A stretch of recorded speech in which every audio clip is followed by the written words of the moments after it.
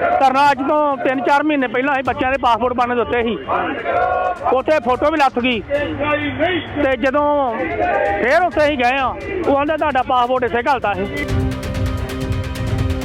ਇੱਥੇ ਆਏ ਆ ਅੱਜ ਤੋਂ 2 ਮਹੀਨੇ ਹੋ ਗਏ ਫੇਰੇ ਮਾਰਦਿਆਂ ਨੂੰ। ਇਹਨਾਂ ਜਿਹੜੇ ਗਾਰਡ ਆ ਵੀ ਸਾਨੂੰ ਆਪਣੀ ਸਮੱਸਿਆ ਦੱਸ ਲੈਣ ਦਿਓ, ਉਹ ਸਾਨੂੰ ਉੱਤੇ ਨਹੀਂ ਜਾਣ ਦਿੰਦੇ, ਸਮੱਸਿਆ ਵੀ ਨਹੀਂ ਅਫਸਰ ਸੁਣਦਾ।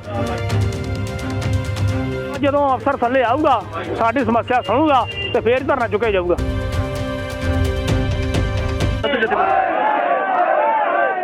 ਕਿਸਾਨ ਸੰਘਰਸ਼ ਕਮੇਟੀ ਪੰਜਾਬ ਕੋਟਕਪੂਰਾ ਦਾ ਮੈਂ ਜ਼ੋਨ ਪ੍ਰਧਾਨ ਮੰਗਲ ਸਿੰਘ ਰਾਮਪੁਰਾ। ਮੰਗਲ ਜੀ ਕਿੱਥੇ ਪਹੁੰਚੇ ਹੋ ਤੇ ਕਿਉਂ ਧਰਨਾ ਲਗਾਇਆ ਗਿਆ? ਧਰਨਾ ਅੱਜ ਤੋਂ 3-4 ਮਹੀਨੇ ਪਹਿਲਾਂ ਅਸੀਂ ਬੱਚਿਆਂ ਦੇ ਪਾਸਪੋਰਟ ਬਣਨ ਦਿੱਤੇ ਸੀ, ਉੱਥੇ ਫੋਟੋ ਵੀ ਲੱਥ ਗਈ ਤੇ ਜਦੋਂ ਫੇਰ ਉੱਥੇ ਅਸੀਂ ਗਏ ਆ, ਉਹ ਆਂਦਾ ਤੁਹਾਡਾ ਪਾਸਪੋਰਟ ਇੱਥੇ ਘਲਤਾ ਸੀ ਪੁਰਾਣੇ ਦਫ਼ਤਰੇ। ਇੱਥੇ ਆਏ ਆ ਅੱਜ ਤੋਂ 2 ਮਹੀਨੇ ਹੋ ਗਏ ਫੇਰੇ ਮਾਰਦਿਆਂ ਨੂੰ। ਪਹਿਲਾਂ ਉਹਨਾਂ ਦੇ ਟੋਕਨ ਲਓ, ਟੋਕਨ ਲਿਆ, ਸਾਰੀ ਦਿਹਾੜੀ ਇਹਦਾ ਲੰਘੀ। ਫਿਰ 15 ਦਿਨਾਂ ਬਾਅਦ ਆਏ, ਆਂਦੇ ਤੁਹਾਡੇ ਘਰ ਪਾਸਪੋਰਟ ਚੱਲ ਜੂਗਾ। ਉਦੋਂ ਬਾਅਦ ਫੇਰ ਇੱਕ ਵਾਰੀ ਆਏ, ਅੱਜ ਫੇਰ ਆਏ ਆ, ਫੇਰ ਆਂਦੇ ਲੈਣ 'ਚ ਲੱਗੋ, ਫੇਰ ਲੈਣ 'ਚ ਲੱਗੇ ਆ। ਫੇਰ ਆਂਦੇ ਤੁਹਾਡੀ ਇਨਕੁਆਇਰੀ ਘਲਤੀ ਆ ਹੈ SSP ਸਾਹਿਬ ਦੇ ਦਫ਼ਤਰੇ, ਉੱਥੇ ਗਏ ਆ। ਉਹ ਆਂਦੇ ਅਫਸਰ ਇੱਥੇ ਸਾਡੇ ਕੋਲ ਨਹੀਂ ਆਈ। ਉਸ ਤੋਂ ਹੋ ਕੇ ਫੇਰ ਇੱਥੇ ਆਏ ਆ। ਫੇਰ ਆਖਿਆ ਇਹਨਾਂ ਜਿਹੜੇ ਗਾਰਡ ਆ ਵੀ ਸਾਨੂੰ ਆਪਣੀ ਸਮੱਸਿਆ ਦੱਸ ਲੈਣ ਦਿਓ, ਉਹ ਸਾਨੂੰ ਉੱਤੇ ਨਹੀਂ ਜਾਣ ਦਿੰਦੇ, ਸਮੱਸਿਆ ਵੀ ਨਹੀਂ ਅਫਸਰ ਸੁਣਦਾ। ਐਡਾ ਹੰਕਾਰੀ ਆ। ਹੁਣ ਜਦੋਂ ਅਫਸਰ ਥੱਲੇ ਆਊਗਾ ਸਾਡੀ ਸਮੱਸਿਆ ਸੁਣੂਗਾ ਤੇ ਫੇਰ ਧਰਨਾ ਚੁੱਕਿਆ ਜਾਊਗਾ। ਠੀਕ। ਮੈਂ ਅਜੇ ਭੁਪਨੇਜਾ, ਸਾਡੀ ਸਿੱਧੀਪੁਰੀ ਜਥੇਬੰਦੀ ਹੈ। ਮੈਂ ਆਪਣੇ ਪਿੰਡ ਦਾ ਨੰਬਰਦਾਰ ਵੀ ਹਾਂ। ਨੰਬਰਦਾਰ ਸਾਹਿਬ ਕੀ ਲੋੜ ਪੈ ਗਈ ਪਾਸਪੋਰਟ ਦਫ਼ਤਰ ਦੇ ਬਾਹਰ ਬੈਠਣ? ਭਾਈ ਸਾਹਿਬ ਪਿਛਲੇ 14 ਮਹੀਨਿਆਂ ਤੋਂ ਇਸ ਦਫ਼ਤਰ ਦੇ ਗੇੜੇ ਕੱਢ ਰਿਹਾ ਤੇ ਅੱਜ 14ਵਾਂ ਹੀ ਚੱਕਰ ਹੈ। ਹਰ ਇੱਕ ਮੇਰੀ ਇਨਕੁਆਇਰੀ ਸਾਰਾ ਕੁਝ ਸਭ ਚੀਜ਼ ਓਕੇ ਹੈ। ਅੱਜ ਵੀ ਐਪਲੀਕੇਸ਼ਨ ਲਿਖਾ ਕੇ ਲਿਆਇਆ ਆਪਣਾ। ਪਿਛਲੇ 15-20 ਦਿਨ ਪਹਿਲੇ ਵੀ ਆਇਆ ਸੀਗਾ, ਉਸ ਦਿਨ ਕਹਿੰਦੇ ਸਾਡਾ ਸਰਵਰ ਡਾਊਨ ਹੈ, ਐਪਲੀਕੇਸ਼ਨ ਦੇ ਦਿਓ 10 ਦਿਨਾਂ 'ਚ ਪਹੁੰਚ ਜਾਏਗਾ।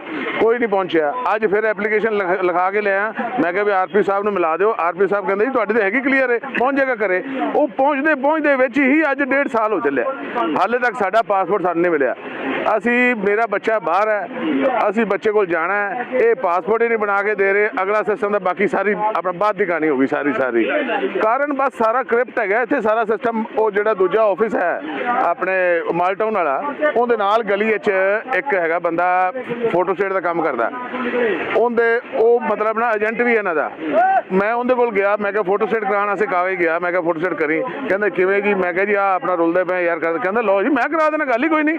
ਮੈਂ ਕਿਹਾ ਜੀ ਇੱਕ ਮੇਰੀ ਵਾਈਫ ਦਾ ਤੇ ਇੱਕ ਮੇਰਾ, ਕਹਿੰਦਾ ਕਰਾ ਦੇਣਾ। ਮੈਂ ਕਿਹਾ ਬੋਲ ਪੈਸੇ? ਕਹਿੰਦਾ ਜੀ 50-50 ਰੁਪਏ ਨਗਦ ਕੈਸ਼ ਦੇ ਦਿਓ। ਮੈਂ ਆਪਣਾ ਨਹੀਂ ਲੈਣੇ, ਆਪਣਾ ਨਾ ਗੂਗਲ ਪੇ ਲੈਣੇ ਨਾ ਚੈੱਕ ਲੈਣਾ, ਕੈਸ਼ ਦੇ ਦਿਓ। 5ਵੇਂ ਦਿਨ ਤੁਹਾਡੇ ਘਰੇ ਹੋਏਗਾ ਪਾਸਪੋਰਟ। ਮੇਰਾ ਕੰਮ ਜੈਨੂਇਨ ਸੀਗਾ, ਮੈਂ ਉਹਨੂੰ ਪੈਸੇ ਨਹੀਂ ਦਿੱਤੇ ਤੇ ਹਾਲੇ ਤੱਕ ਵੀ ਮੈਂ ਰੁਲਦਾ ਹੀ ਪਿਆ। ਸਵੇਰੇ 3 ਵਜੇ ਉੱਠਿਆ, ਆਪਣਾ 250 ਕਿਲੋਮੀਟਰ ਤੋਂ ਚੱਲ ਕੇ ਫਾਜ਼ਿਲਕਾ ਤੋਂ ਇੱਥੇ ਆਇਆ ਤੇ ਇੱਥੇ ਆ ਕੇ ਇਹ ਹਾਲਾਤ ਹੋ ਰਹੇ ਨੇ। ਬਿਲਕੁਲ ਹੁਣ ਤੱਕ ਘਰੇ ਹੋਣਾ ਸੀਗਾ, ਬਿਲਕੁਲ ਹੋਣਾ ਸੀਗਾ, ਬਿਲਕੁਲ ਹੋਣਾ ਸੀਗਾ। ਸਭ ਮਿਲੇ ਹੋਏ ਨੇ ਜੀ, ਮਿਲਣ ਤੋਂ ਬਗੈਰ ਤਾਂ ਕੰਮ ਹੀ ਨਹੀਂ ਹੁੰਦਾ ਜੀ। ਐਵੇਂ ਉਹ ਆਪਣਾ ਕੱਲਾ ਕਿਤੋਂ ਆਪਣਾ ਬਣਾ ਕੇ ਦੇ ਦੇਗਾ? ਕਰੋ ਥੋੜਾ ਉਹਨੇ ਬਣਾ ਕੇ ਦੇਣਾ, ਆਫਿਸ ਤੋਂ ਹੀ ਬਣ ਕੇ ਜਾਣਾ ਹੈ ਨਾ ਜੀ। ਉਦੋਂ ਤਾਂ 1 ਮਿੰਟ ਹੀ ਬਣ ਜਾਏਗਾ, 5ਵੇਂ ਦਿਨ ਘਰੇ ਪਹੁੰਚ ਵੀ ਦੇਣੇ लोगों के पैसे लेके। सर जो आज किसानों ने बाहर प्रोटेस्ट किया है, क्या कारण है? उनका 1-2 पेंडिंग केस था तो वो जल्दी आना चाह रहे थे लाइन को बाईपास करके। तो हमने कहा कि आप अपने केसेस भेज दें क्योंकि सिस्टम से लाइन से सब नंबर लग रहे हैं। तो उसमें फिर बेसिकली इतने में बिना पेशेंस के उन्होंने धरने लगा दिए। उनके केसेस सॉल्व हो गए हैं, सॉर्ट आउट हो गया वो सारा इशूज़, दे आर हैप्पी। उनके जितने भी केसेस थे हमने सारे जितने भी ग्रीवेंसेस सारे सॉल्व कर दिए। तो आपके डिपार्टमेंट के अकॉर्डिंग प्रोटोकॉल जो है उसके साथ जो अपॉइंटमेंट के जरिए चलता है काम, तो कहीं ना कहीं इसमें दिक्कत आती होगी? नहीं, 1-2 हमारे 2 चल रहे हैं। तो हमने ओपन हाउस कर रखे कि कोई बिना अपॉइंटमेंट भी आ सकता है, तो अब तो वो तो है ही। और एक है जो अपॉइंटमेंट से आते हैं। तो अब जो अपॉइंटमेंट वाले लोग आते हैं उनको प्रायोरिटी चाहिए होती है हर जगह, बिकॉज वो लेके आए हैं सिस्टम से। तो उसमें थोड़ा सा कई बार सिस्टम में क्लैश हो जाता है कि किसको पहले प्रायोरिटी देनी है। तो ये उसी का था, बिकॉज उनके पास कोई अपॉइंटमेंट नहीं था तो वो चाह रहे थे हमारे केसेस पहले हो।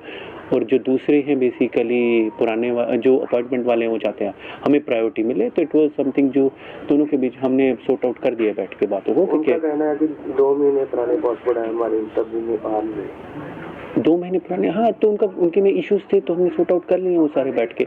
अब उनके कोई ना कोई डॉक्यूमेंट शॉर्टेज था, जो भी था, जो इंक्वायरियाँ गई हुई हैं। जैसे एक केस में पुलिस के पास उनका जवाब पेंडिंग था, एक में मैंने ओवर रूल किया है केस में जिसमें जब पुलिस जवाब ही नहीं दे रही थी, ठीक है। तो अब जहाँ पे पुलिस के पास पेंडिंग है या किसी और एजेंसी के पास कोई कागज पेंडिंग है, तो जब तक हमें जवाब नहीं आता तो हम उसमें कुछ कर नहीं सकते ना। तो हमने लोगों का है एलिगेशन कि काफी टाइम से चक्कर लगा रहे हैं कि जिन्हें इस तरह का मामले। हाँ तो अगर आपके पास कोई डॉक्यूमेंट नहीं है, आपका अगर कहीं हमने भेजा हुआ है कि भाई किसी का जवाब नहीं आया है किसी एजेंसी का, तो हमें उसका तो वेट करना पड़ेगा ना। हम लोग भी कई बार हो जाता है अचानक छुट्टी आ जाती है सरकारी, तो उसमें जो अपॉइंटमेंट्स होती हैं वो जो लोग आते हैं उनको बहुत दिक्कत का सामना करना पड़ता है। वो पासपोर्ट की ऑफिस की तरफ से कोई सहूलत उनके लिए तो आपने को बना रखा है? किस चीज के लिए? जैसे कोई सरकारी छुट्टी अचंचेत आ जाती है उस दिन की अपॉइंटमेंट्स में जो लोग जहाँ पर आते हैं तो उनको हम रीशेड्यूल करते हैं। हम फिर उन्हें सैटरडे को बुलाते हैं, ये करते हैं, उन्हें पहले बता दिया जाता है। तो अगर एकदम आती है, जैसे लास्ट ईयर आई थी एक, तो हमने फिर उनकी सारी रीशेड्यूल कर दी थी सैटरडे को, तो वो हम लोग रीशेड्यूल करते हैं, तो उनका नुकसान नहीं होने देते। तो वो उस तरीके से चलता है पूरा का पूरा। ओके।